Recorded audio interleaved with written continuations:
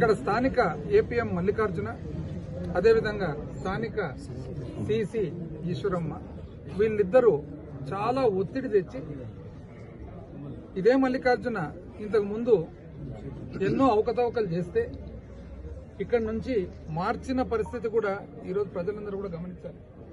ఇంతకుముందు ఇక్కడ పనిచేస్తూ ఏపీఎంగా మిస్అప్రోప్రియేషన్ చేసి పొదుపు డబ్బులు దుర్వినియోగం చేసి పొదుపు డబ్బులను వాడుకొని లెక్కలు చెప్పకుండా ఉంటే ఇంతకుముందు డిపార్ట్మెంట్ వాళ్ళు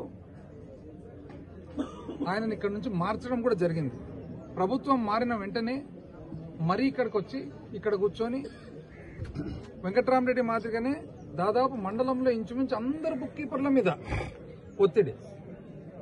అసలు రాజకీయానికి పొదుపుకు ఏం సంబంధము అని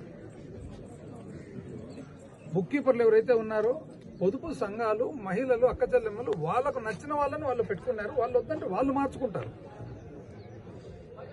ప్రతిరోజు బుక్ కీపర్లను మార్చాలి, మిడ్ డే మీల్స్ మార్చాలి, ఫీల్డ్ అసిస్టెంట్లను మార్చాలి, డీలర్లను మార్చాలి. ఇది ఏందండి? ఇది అన్యాయం.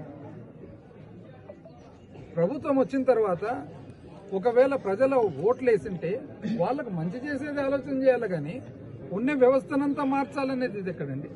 ఎవరన్నా తప్పు చేసింటే, ఏదన్నా ఇబ్బంది ఉంటే ప్రజల తరఫు నుంచి కంప్లైంట్ వస్తే చూడాలి, కానీ కేవలం ఉండే వాళ్ళను, మంచోళ్లను మార్చి నాకు నచ్చిన వాళ్ళను, మా వాళ్ళను మాత్రం పెట్టుకుంటామనేది ఇదేమన్నా న్యాయమా అని? ఎక్కడ 2002, ఎక్కడ 2024? అంతకుముందు కూడా ఇంచుమించు 10 సంవత్సరాలు వెంకట్రామరెడ్డి పనిచేశారు.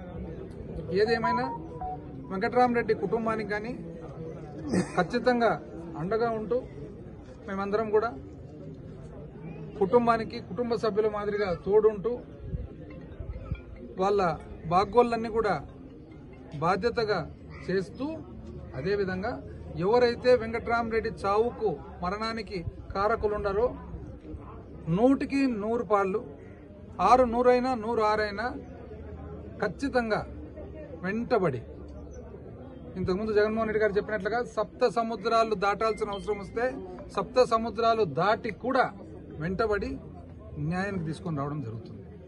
ఆ రోజు ఇబ్బంది అనేది ఎట్లుంటుంది అనేది ఆ రోజు వాళ్ళు చూడబోతున్నారు. వాళ్ళని చూసి ఇతరులు కూడా గమనించుకోవాలని చెప్పి ఈరోజు హెచ్చరిస్తున్నాం.